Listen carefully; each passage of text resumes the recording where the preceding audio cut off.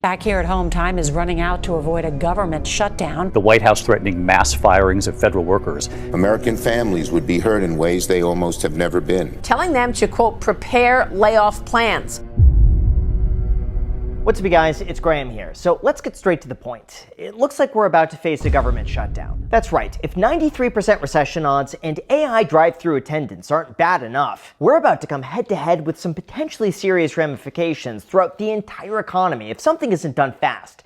And as it stands right now, it's not looking so good. That's why we gotta discuss exactly why we could see a government shutdown on October 1st, what this means, whether or not this is something to worry about, and then most importantly, what this means for you. Because I gotta say, there's a lot of information being left out, and hopefully this explains exactly what's about to happen. Although before we start, as usual, if you appreciate videos like this where we just cover the facts, it would mean the world to me if you hit the like button and subscribe if you haven't done that already. That's all I ask. It's totally free, and as a thank you for doing that, here's a picture of a dog dressed up as a rag doll. So thanks so much, and also big thank you to Helium Mobile for sponsoring this video, but more on that later. Alright, so first, let's answer the big question you're probably wondering. What is a government shutdown, and how does this directly impact you? Well, on the surface, this all starts with the topic you probably heard a lot about lately, and that would be the debt ceiling. Simply put, this is the maximum amount of money that the US government is able to spend to keep up on its obligations, like Social Security payments, Medicare benefits, military salaries, interest on the national debt, tax refunds,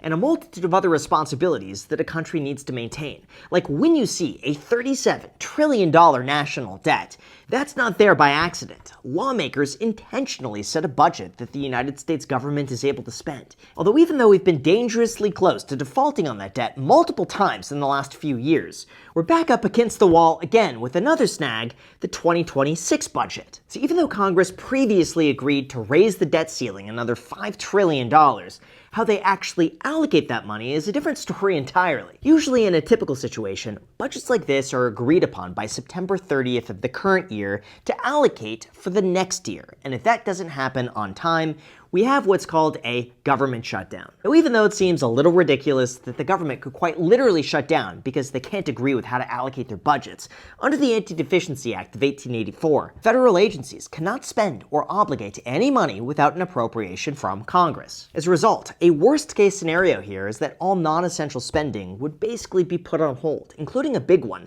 the collection, processing, and dissemination of government data, including employment and inflation figures, of which the Fed needs to make their next rate decision on November 7th. So before we talk about the impact this is about to have on you, your money, and the economy, it's important to understand why this is happening in the first place, because it's probably not what you're expecting. Like I mentioned earlier, government spending works on an annualized basis with laws that get passed that dictate exactly how future funds are spent. However, when there's a stalemate between parties, or when people argue amongst themselves, that's where things get very interesting. See, in a normal scenario, if politicians acted efficiently, a budget would pass through the House of Representatives, get approved by the Senate, and then be signed off by the President to go into effect. Although in 2025, there's an issue. Even though Republicans currently control both the House and the Senate by majority, not all of them are united. So for a bill to pass, everyone has to come to an agreement, and that means someone's going to have to compromise a little more than they want to. To further complicate these matters, some Democrats want their items to be added to the spending list in order to buy their vote. So you then have a mix of Republicans not agreeing with each other, Democrats trying to get their wish lists included to sway the vote, and neither side is currently willing to come to a quick solution. Now, even though I generally try to stay out of politics, for those of you who are curious exactly what they're arguing about, Republicans basically want to keep the government open, but without spending more money. Or I guess in this case, they want to avoid new spending increases, they want to reduce funding for Medicaid and prevent extension or expansion of the Affordable Care Act, and in a perfect world, they would simply agree to fund the government temporarily until November 21st, which would give them more time to negotiate a more thorough plan. On the other hand, Democrats want to make sure that ACA subsidies are not cut, they only agree to fund the government through October 31st to give them a little bit more time, and they want to make sure social programs like Medicaid are preserved. Then if things aren't messy enough, even if an agreement is reached by the House, as soon as I post this video, it still has to be sent by the Senate, who also has to negotiate and agree upon the terms. And if that isn't done in the next 48 hours, give or take, well, things are gonna get interesting. In terms of the most immediate impact, Generally, active duty military and federal law enforcement personnel would be forced to work without pay until funds are appropriated. FEMA's disaster relief fund could be depleted, and everything else from TSA, the FDA, and other federally funded agencies would be impacted. On top of that, Goldman Sachs economists previously estimated that every week the federal government is shut down subtracts about 0.2 percentage points from GDP growth. Although the good news is that this economic growth eventually returns once the government reopens. Separate from that, another concern is that a government shutdown might delay government statistics, like the jobs report or consumer price index, which the Federal Reserve uses to determine whether or not a rate cut is warranted, and that's about 6 weeks away. Fortunately though, according to a prior Barron's report, a government shutdown would likely have to run at least 3 or 4 weeks in length in order for the collection and dissemination of data to be impacted to a degree that would leave the Fed flying blind ahead of their November meeting. And the chance of that actually happening isn't impossible, but if it were to happen, it would not be good. Anyway, in terms of how this is likely to impact the stock market, and all of you watching, here's the part that I actually found pretty surprising. Although before we go into that, here's the thing. Even though a government shutdown pauses spending throughout our economy, for the rest of us, our expenses never shut down. Things like gas, food, utilities, insurance, they continue piling up. That's why it makes sense to cut costs wherever you can. And for most people, your phone bill is one of the easiest places to start. Like right now, the average plan is costing people over $100 a month, but with their sponsor Helium Mobile, you could get reliable service for a fraction of the cost without sacrificing quality. In fact, they have phone plans starting at just $0 a month with no contracts and no credit cards needed. Or if you want more options, they even have an unlimited plan with calls, texts, and data for just $30 a month, again with no contracts that you could cancel at any time. Not to mention, if you have kids, their new Sprouts plan is just $5 a month and comes with 3 gigabytes of data, unlimited talk and text, nationwide coverage, and you stay completely in control of their plan and how they use it. Helium Mobile is able to do all of this because they combine nationwide 5G coverage from T-Mobile with a community-built network powered by everyday users.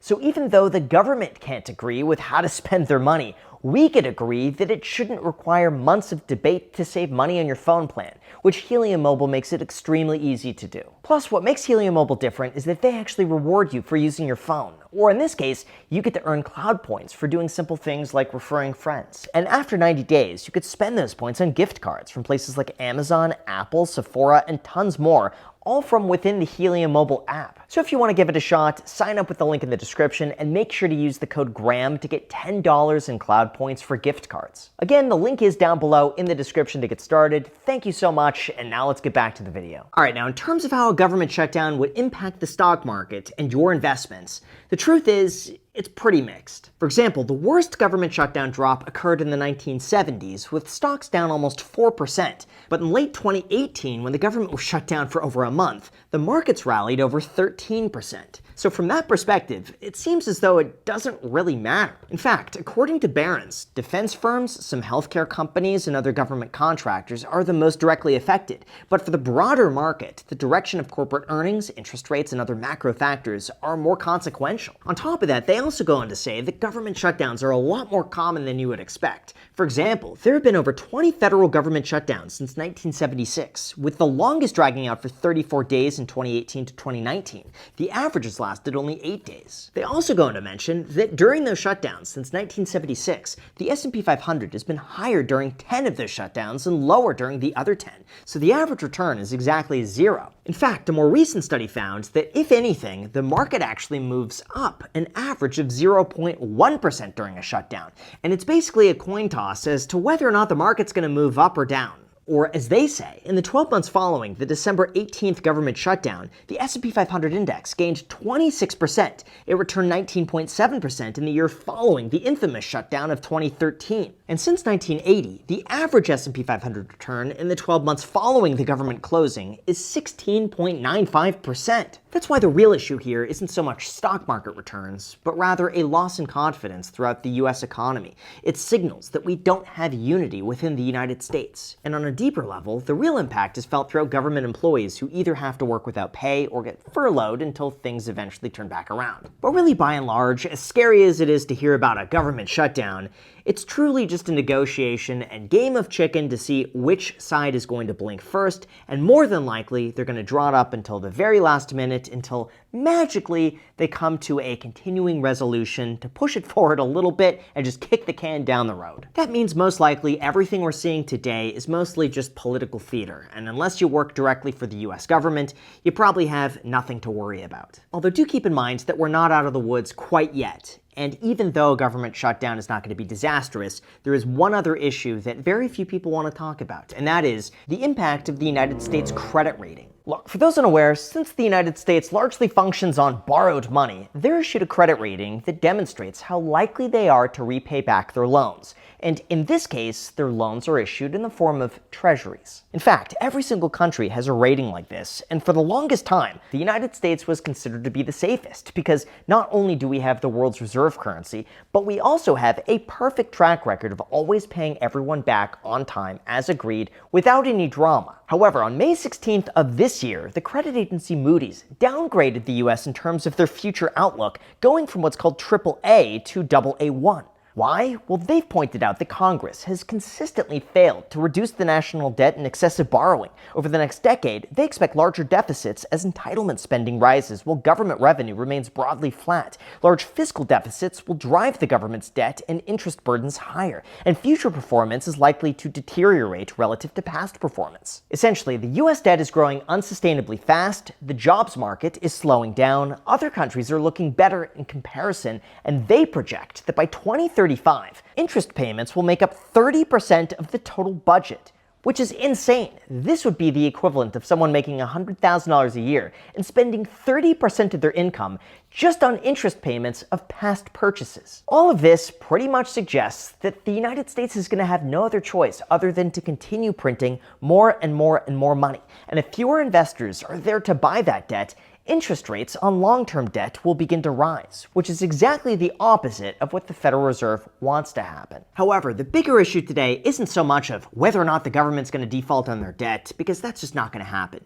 But instead, a more likely scenario is eroding investor confidence. Like as Moody's previously pointed out, during a prior government shutdown, while government debt service payments would not be impacted and a short-lived shutdown would unlikely disrupt the economy, it would underscore the weakness of US institutional and governance strengths relative to other AAA-rated sovereigns that we have highlighted in recent years. In fact, back in 2023, Moody's was previously warning us that a credit downgrade was coming, and they said that looking ahead, weaker fiscal policymaking that leads to persistently high fiscal deficits and higher than expected interest costs would put pressure on the US rating or outlook, basically implying that it is not a good look that we are so politically divided that we can't even come up with an agreement with how to spend our money that we are borrowing. But in terms of my thoughts and what I think is realistically going to happen, my belief is that in the last possible minute, right before the government's about to shut down, they'll agree to a temporary funding measure that would keep the government open for a short length of time and give them a little bit more room to negotiate and come up with something a bit more substantial. Personally, I think this is probably the best case scenario because a full agreement's probably not going to happen in the next few days. A government shutdown really benefits nobody, and the eye for an eye negotiation strategy isn't going to be best for the average person. I tend to think that a lot of this is being done at the expense of investor confidence, and the longer this drags on for, the less good it's going to be for the entire economy. For everyone else, though, this is exactly why it's always a good idea to keep an emergency fund on the sidelines, always live below your means, and if you can, work a side hustle or make sure you have consistent income coming in. After all, you have no direct control over how the government decides to spend your money, so you may as well just focus on what you can control, put yourself first, save on your phone plan with Helium Mobile, and no matter what, hit the like button and subscribe because I promise to keep you updated every step of the way. So with that said, thank you so much for watching. I really appreciate it, and until next time.